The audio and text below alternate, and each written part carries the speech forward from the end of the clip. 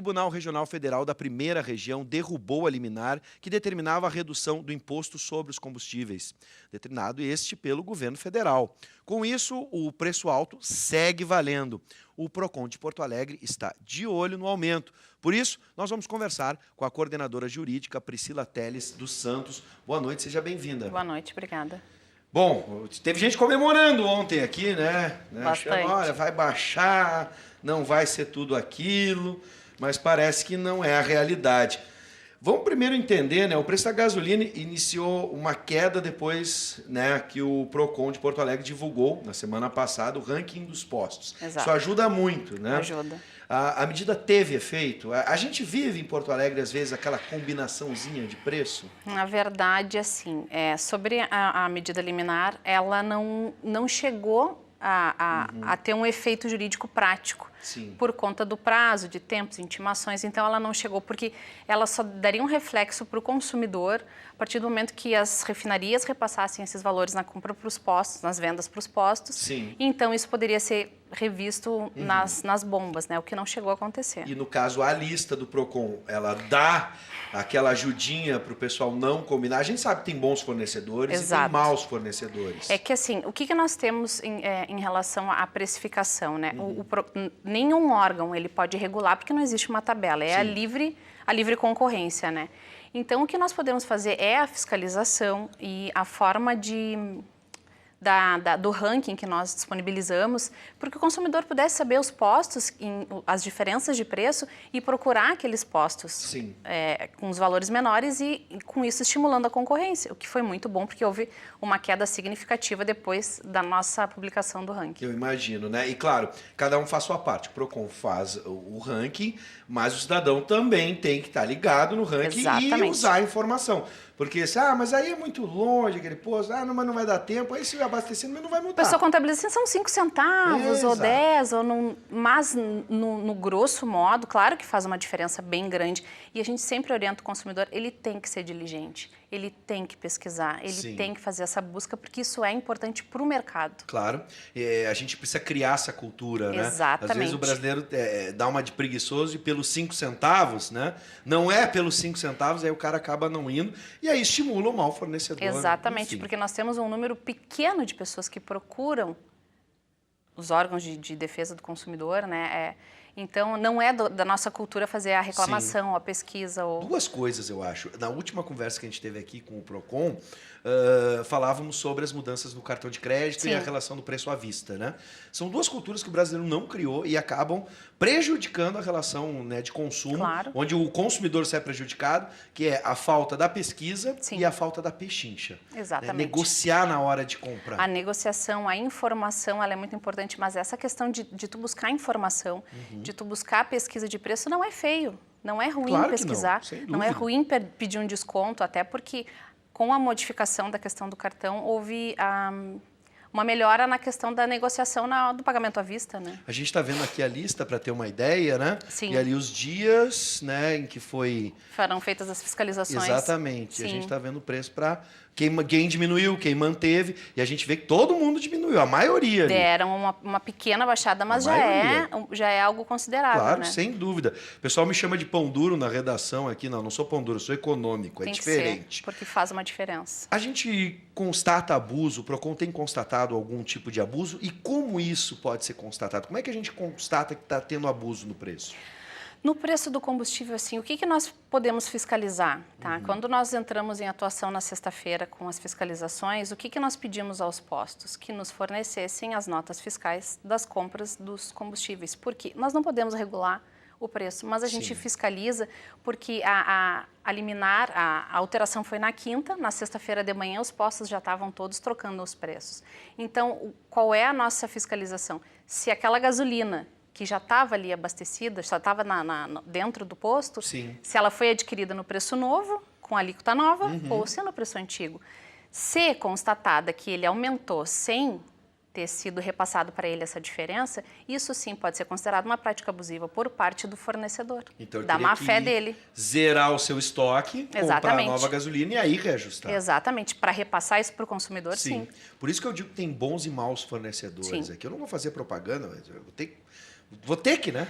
Isso faz acaba parte. nos ajudando aqui, o posto universitário aqui na frente. No dia do aumento, durante toda aquela manhã, uma bomba já tinha zerado. Quando eu cheguei para abastecer, né, o posto aqui em frente à Ubra, o posto universitário, o pessoal disse, não, a outra bomba está com preço. O preço estava 3,49 antes do aumento. Então, eles mantiveram aquele preço quando alguns postos da BR já estavam atualizando o seu valor. Né? É a transparência, é o que a gente diz, a relação de consumo, a relação do fornecedor do consumidor, ela tem que ser baseada na transparência e na comunicação. Sem dúvida. Em qual região o preço é mais alto e qual o mais baixo? Aqui a gente tem, por exemplo, diferença em Canoas com Porto Alegre. Sim. Há uma diferença, às vezes, gritante. Bastante. Dá para a gente lembrar de alguns pontos? Assim, onde é que a gasolina é mais cara aqui na região metropolitana, por exemplo? O que a gente tem por base?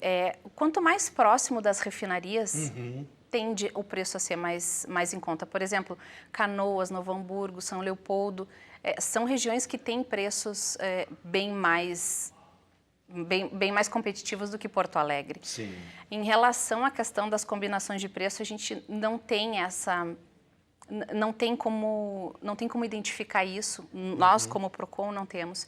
Isso daí é uma atribuição daí do Ministério Público de fazer uma investigação mais a fundo para ver se existe essa combinação de preço. O famoso cartel. Exatamente. O que os postos nos alegam, por exemplo, se tu vai para Farrapos, em Porto Alegre, e todos os postos estão com o mesmo preço. Então, eles dizem, se o meu concorrente bota um preço, eu vou acompanhar aquele preço para não ficar atrás. Sim. Então, tu consegue observar essas informações assim por avenidas, por bairros, mais por avenidas mesmo. Bom, olha só, pessoal, a gente está tendo, as participações já estão chegando e o pessoal está ajudando, né, e também está perguntando. Então, para você que quer participar do programa, se quer mandar alguma pergunta ou até mesmo nos ajudar, olha, a gasolina aqui na Zona Norte está mais barata do que na Zona Sul, na Zona Central. Por favor, a gente está abrindo agora o espaço para você ajudar quem está em casa. Vamos nos ajudar nessa hora. 99588-2374, esse é o número do WhatsApp. 99588-2374, está aqui na tela, mas mande mensagem de texto. A primeira pergunta é do Elias de Canoas. Tem como o consumidor denunciar algum tipo de cartel, enfim, onde a gente possa pesquisar o preço da gasolina? A gente já viu que o Procon liberalista, mas sim, tem no ranking. Se houver uma suspeita de cartel, por exemplo, pode denunciar com o Procon? Pode, a denúncia pode ser feita, o interessante é que seja feito no Ministério Público e o Ministério Público aceita isso online também, eles têm o site que o consumidor pode, o cidadão pode fazer ali o seu cadastro e faz a sua denúncia para que eles possam ter essa linha investigativa, né? Sim. O que é mais fácil. Tem o Alexandre de Alvorada, seja bem-vindo, Alexandre. Acredito que a livre concorrência existe, mas na teoria, pois as empresas acabam nivelando seus preços entre elas. Seria interessante, nesse caso, o governo reduzir o número de empresas no mercado para que essas ganhem em fatia de mercado, o governo regularia apenas o excesso desses preços. A gente já teve, no período anterior, o preço tabelado, por exemplo. Eu não sei se essa seria a solução, reduzindo o número de empresas, porque eu acredito que quanto menor o número de oferta, maior vai ser o custo, porque tu vai restringir, né, quem vai estar ofertando. O governo parece, pelo menos a estratégia da Petrobras, não é regular o mercado. É deixar eles se autorregular e, obviamente, comparando com o preço do barril lá fora. Em tese, né? Canoas não baixa, apesar de ser próxima à refinaria. A Ana Lúcia nos avisa. Não, Ana Lúcia, eu faço testemunho porque venho de Porto Alegre para cá, né? O preço aqui, eu não posso te dizer que é barato, não é isso que eu quero dizer. Mas em comparação aos postos de Porto Alegre, há uma redução, a gente percebe. Eu abasteço sempre que posso, quando venho a Canoas de carro, aproveito para abastecer aqui, porque tem diferença. Mínima, mas tem. Para mim faz diferença. Pois o Guilherme está me informando que a média, por exemplo, aqui em Canoas está 9,1, né, 91 centavos e em Porto Alegre está 3,99. 3,99. Né, praticamente R$4. Bom, voltando umas casinhas, quando vocês constatam, por exemplo, né, vocês constatam ali que o pessoal reajustou o preço sem ter acabado com o estoque no preço antigo, que tipo de penalidade esse mau fornecedor pode receber? Por exemplo, nesses últimos dias nós fizemos fiscalizações em torno de 60 postos mais ou menos, 58, 59 postos foram fiscalizados. Dentre esses a gente tem mais ou menos 20 postos que foram notificados. O que o Procon faz? Ele faz a notificação para o posto, né? Ele dá um prazo para que ele se manifeste, que ele apresente a nota fiscal da compra, e isso passa para o nosso departamento jurídico, onde ele é analisado. E aí ele pode sofrer um auto de infração, se for constatado que houve algum tipo de irregularidade, algum abuso nesse sentido, e, em ato contínuo, uma nós instauramos um processo administrativo. Claro que a fase administrativa, como a via judicial, onde tem a ampla defesa, o contraditório, onde tem um julgamento e a penalidade, são as multas que o PROCON pode aplicar. Sim, mas no primeiro momento ele é advertido. Notificado. Notificado. Notificado. Sem ainda nenhuma multa. Sem nenhuma multa, porque, claro que se for constatado alguma irregularidade, por exemplo, se nós formos fazer uma verificação da qualidade do combustível, quando o fiscal chega no posto com o equipamento apropriado e faz a verificação ali em loco, ele pode autuar já naquele momento verificada a irregularidade. Sim.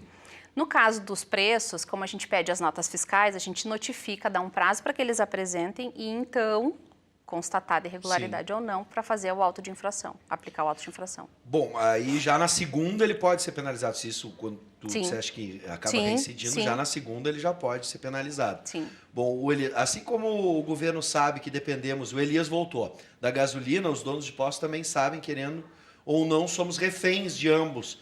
Alguém invente um aplicativo, hoje em dia, Elias, guarda a ideia, viu? Porque criar um aplicativo pode render milhões, bilhões. Mas eu gostei da sugestão.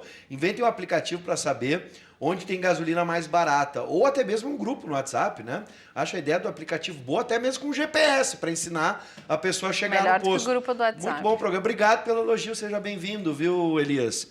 Bom, os consumidores de Porto Alegre podem registrar suas denúncias também pelo site do PROCON. Eu vou pedir para o Guilherme, por gentileza, colocar o site do PROCON. Eu nunca sei. Então, são as possibilidades. Tem telefone também, se alguém quiser ligar imediatamente. A gente sempre vê ali no PROCON. Tem. Nós temos um aplicativo também do PROCON, né? Onde o consumidor ele baixa o aplicativo e ele pode, em 3 passos bem simples, fazer a sua reclamação com um arquivo, bota uma foto do que ele tiver ali necessário. Só pode ir uma foto, mas dá. Na sequência, pode ser a tabela de preços. Exatamente. Claro. Um produto vencido, aí para outras coisas, no que for, precificação no mercado, faltou preço, divergência, ele pode ir na fila do banco, tudo que a gente faz. Sim. E então ele pode ir até o PROCON. Nós temos uma unidade no aeroporto também, né, que atende os consumidores até da região metropolitana, porque o PROCON de Porto Alegre, a competência seria, em tese, para os moradores de Porto Alegre, porque Sim. Algumas regiões, alguns municípios têm os seus PROCONs. Então, ou direto no PROCON, ou através do site. O nosso telefone é mais para sentido de informações de um procedimento que já está em andamento. Sim. Porque, às vezes, é meio complicado dar uma orientação por telefone, Claro. porque falta a materialidade, falta ali um documento, e aí orientar errado é pior do que não orientar. Por isso o aplicativo também disponibiliza essas possibilidades de foto para a gente poder entender bem o caso, né? Exatamente. A gente está vendo aqui, o Guilherme abriu, por exemplo, um espaço ali no PROCON de Porto Alegre para você fazer a sua reclamação, para você fazer a sua denúncia, né? Atendimento e ter o passo a passo, eletrônico. atendimento é bem eletrônico. simples. Parece bem simples mesmo. Ele é bem simples, dá para anexar arquivo. Problema. Também pela internet a gente consegue apenas com um único arquivo, mas, por exemplo, o nosso setor de atendimento eletrônico, quando recebe a demanda, ele faz o contato com o consumidor e se existem mais documentos para serem enviados, a gente passa por e-mail e ele pode fazer essa continuidade através do e-mail.